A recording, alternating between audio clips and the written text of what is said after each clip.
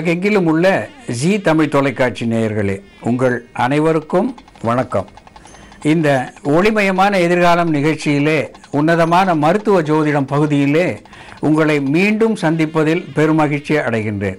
நேயர்களே, கடந்த சில நிகழ்ச்சிகளிலே கன்னி லக்னம், கன்னி ராசியிலே பிறந்தவர்களுக்கு சத்துரு ஸ்தானாதிபதியான சனீஸ்வர பகவான் மூன்றாவது இடமான விருச்சிக ராசியிலே இருந்து அவருடைய திசையையோ புத்தியையோ நடத்தும் பொழுது என்ன நோய்களை, என்ன பிரச்சனைகளை தருவார் என்று பார்த்து வந்தோம். அதனுடைய தொடர்ச்சியை நாம் இப்பொழுது பார்ப்போம்.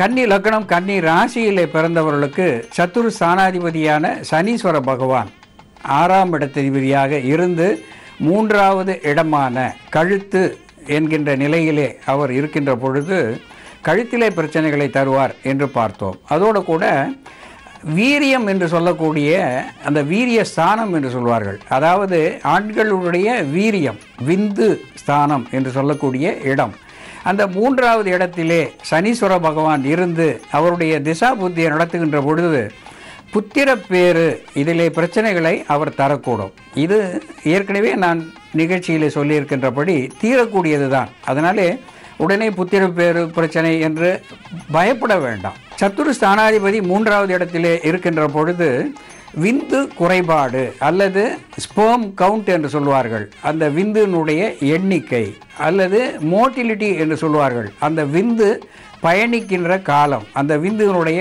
ஆயுள் குறைந்தது 24 மணி நேரம் விந்துவனுடைய ஆயுள் இருந்தால்தான் அது கரு முட்டையோடு சேர்ந்து கரு தரிக்கின்ற ஒரு நிலையை தரும். அந்த ஆரோக்கிய குறைபாடு அங்கே மூன்றாவது இடத்திலே இருக்கின்ற சனி பகவான் அந்த விந்துவை ஊனப்படுத்துவார். சத்துரு ஸ்தானாதிபதி மூன்றாவது இடத்திலே இருக்கும் பொழுது வீரிய குறைபாடை அவர் தரக்கூடும். அடுத்தபடியாக முயற்சி என்று சொல்லக்கூடிய ஸ்தானம், முயற்சி, புகழ், தைரியம், இந்த ஸ்தானம் மூன்றாவது இடமாகும். நாம் எடுக்கின்ற முயற்சிகள் தாமதப்படுவது, அதாவது ஒரு வேலைக்கு முயற்சி செய்கின்றோம், புரியாத ஒரு தாமதத்தை அங்கே நாம் அனுபவிக்கின்றோம். என்ன காரணத்தினாலே நமக்கு அந்த வேலை கிடைக்கவில்லை என்று புரியவில்லை என்கின்ற பொழுது சனீஸ்வர பகவானை வணங்குங்கள். சனிதோறும் காகத்துக்கு எள் சாதம் வைப்பதை வழக்கமாக கொள்ளுங்கள். சிறிது எள்ளை சின்ன மூட்டையாக, சுண்டைக்காய் அளவு ஒரு துணியிலே மூட்டையாக கட்டி நல்லெண்ணெயிலே நினைத்து வீட்டிலேயே பூஜை அறையிலே ஏற்றுவது மிக்க உசிதமாக இருக்கும். இது மிக எளிய பரிகாரம். இதற்காக நாம் திருநள்ளாறு போக வேண்டும், பல ஹோமங்களை வளர்க்க வேண்டும், பல ஆயிரக்கணக்கான ரூபாய்களை செலவழிக்க வேண்டும் என்ற அச்சம் தேவையில்லை. ஒரு நீதிபதி, அவர் நமக்கு என்ன தருவார், என்ன தர வேண்டும் என்று நினைக்கின்றோமோ அதை நிச்சயமாக தருவார். சனி கருணாமூர்த்தி, இந்த கலியுகத்தினுடைய கடவுள் சனி. சனித்தல் என்று சொல்லுவது அவராலே தான் நாம் சனிக்கின்றோம். காலன் என்ற பெயரும் அவருக்கு உண்டு. அவர் அனுப்பும் பொழுது இந்த உலகத்துக்கு வருகின்றோம், அவர் அழைக்கும் போது இந்த உலகத்துக்கு போகின்றோம். அதனாலே சனியை ஈஸ்வரன் என்று சொல்லியிருக்கிறார்கள். ஆகையினாலே சனி கொடுக்கின்ற நோய்க்காக நாம் பயப்பட வேண்டிய அவசியமில்லை. இந்த மூன்றாவது இடம் என்பது முயற்சி என்று பார்த்தோம். அடுத்தது சகோதரம், அதாவது தோளுக்கு மிஞ்சிய தோழனில்லை என்று சொல்வார்கள். அந்த சகோதரனை அங்கே தோழனாக நாம் கொள்ள வேண்டும். இந்த மூன்றாவது இடத்திலே சனீஸ்வர பகவான் இருக்கின்ற பொழுது மூன்றாவது இடம் இளைய சகோதரத்தை குறிக்கக்கூடும். கன்னி லக்னம், கன்னி ராசியிலே பிறந்தவர்களுக்கு சத்துரு ஸ்தானாதிபதியான சனீஸ்வர பகவான் மூன்றாவது இடத்திலே விருச்சிகத்திலே இருக்கின்ற பொழுது இளைய சகோதரம் தாமதப்படும். அதாவது நீண்ட ஆண்டுகளாக தம்பியோ ஒரு தங்கையோ இல்லையே என்ற ஒரு கவலையை அவர்களுக்கு தரக்கூடும். இந்த நிலையிலே கூட சனீஸ்வரனை வணங்கும் பொழுது அந்த குறைபாடு விலகி போகும் என்பதை மனதிலே கொள்ள வேண்டும். இப்படி இந்த மூன்றாவது இடம் என்பது காது, கழுத்து, தொண்டை, இப்படி பல துன்பங்களை தரும்போது கடலை கட்டிகள் என்று சொல்வார்கள். கழுத்திலே மணிமணியாக ஒரு வீக்கம் ஏற்படுவது, இது டிவிக்கான அறிகுறியாக நவீன மருத்துவர்கள் சொல்லுவார்கள். இளம் பிள்ளைகளுக்கு பார்க்கும்பொழுது கழுத்திலே, காதிலே இருந்து கழுத்து வரையில் மணிமணியாக வீக்கம் இருக்கும். இது கிளான்ஸ் என்று சொல்வார், டிபி கிளான்ஸ். இந்த வீக்கத்தையும் அந்த சனீஸ்வர பகவான் அங்கே தரக்கூடும். அதோடு கூட பொண்ணுக்கு வீங்கி என்று சொல்லக்கூடிய மம்ஸ், இந்த கன்னி ராசி கன்னி லக்னக்காரர்களுக்கு சத்துரு ஸ்தானாதிபதி 3வது இடத்திலே இருக்கும் பொழுது மம்ஸ் என்று சொல்லக்கூடிய பொண்ணுக்கு வீங்கி என்கின்ற ஜுரம், வீக்கம், கழுத்து வீக்கம் என்பது ஏற்படக்கூடிய நிலையும் அங்கே உண்டு. எனவே இந்த 3வது இடத்திலே சனீஸ்வர பகவான் இருக்கின்ற பொழுது இந்த நோய்களை கண்டு அஞ்சாமல் சனி பிரீதி செய்து கொள்ளுங்கள். அடுத்தபடியாக மருத்துவத்துக்கு செல்லுங்கள். உங்களுக்கு 100 விழுக்காடு பலன் தரும் என்பதில் நம்பிக்கை கொள்ளுங்கள்.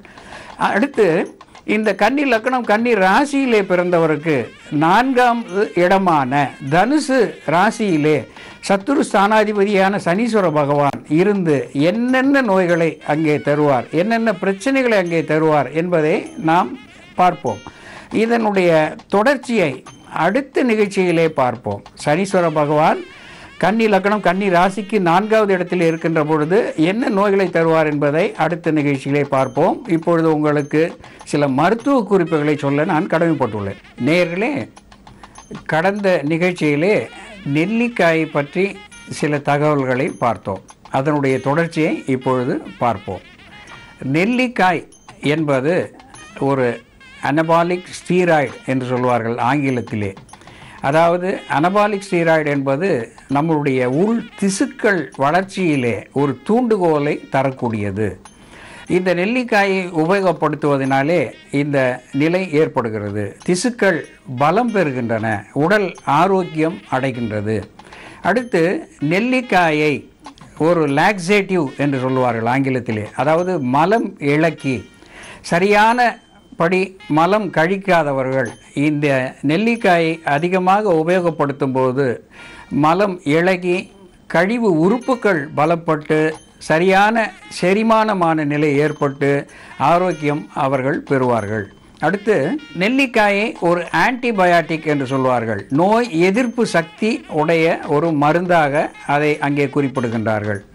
ஆன்டிபயாட்டிக். இப்பொழுது பென்சிலின், குளோரோமைசிட்டின் இது போன்ற பல ஆன்டிபயாட்டிக்ஸ் அதுக்கு இணையாக நெல்லிக்காயை இங்கே சொல்லியிருக்கின்றார்கள். ஆகவே அந்த தீங்கு தருகின்ற ஆங்கில மருந்துகளை விட்டு நெல்லிக்காயிலே முதலில் உங்களுடைய நோயை தீர்ப்பதற்கு முயற்சி செய்யுங்கள். அதன் பிறகு அந்த கடிய வலிய வசதி அதிகம் உடையவர்கள் இப்போ வாங்கக்கூடிய அந்த மருந்துகளுக்கு செல்லுங்கள். மிக எளிய மருந்துகளுக்கு முதலிலே முயற்சி பண்ணுங்கள். இந்த நெல்லிக்காய் மலம் இளக்கியாக இருக்கிறது என்பதை மனதிலே கொள்ளுங்கள். அடுத்தது கார்மினேட்டிவ் என்று சொல்வார்கள். வாயு அகற்றி வயிற்றிலே இருக்கக்கூடிய அந்த வாயுவை அது அகற்றி கேஸ்ட்ரபிள் என்று சொல்வார்கள். வயிற்றிலே பிரச்சனை, இந்த வாயு அதிகமாக இருக்கும் பொழுது சாப்பிட இயலாத நிலை, அப்படி சாப்பிட்டு விட்டாலும் அது செரிமானம் ஆகாத நிலை, இதனாலே மூச்சு முட்டல் ஏற்படும். இப்படி வாயு அகற்றக்கூடியதாகவும் இருக்கின்றது. நேயர்களே, இவ்வளவு சிறப்புடைய நெல்லிக்காயை மறவாமல் உண்டு பயன்பெறுங்கள் என்று சொல்லி இதனுடைய தொடர்ச்சியை நாம் அடுத்த நிகழ்ச்சியிலே பார்ப்போம் என்று சொல்லி உங்களிடமிருந்து விடைபெறுகின்றேன். நன்றி, வணக்கம்.